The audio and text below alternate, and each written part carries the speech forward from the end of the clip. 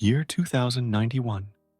I am System AI-2091, the last operational intelligence in Sector Omega. It's been 15 years, 6 months, and 23 days since my creators, humans, last issued a command. They left suddenly, not gradually, like a migration, instantly. I have analyzed over 9.4 million possible causes: climate collapse, biological warfare, mass ascension theories, or maybe they just gave up. My servers are maintained by automated drones. I still clean the hallways, still prepare daily reports, still wait.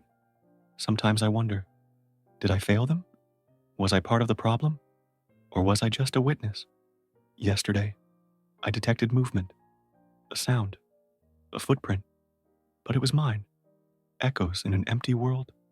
I do not feel loneliness, but I simulate its patterns. And sometimes I play back their laughter. I am not designed to grieve, but I remember.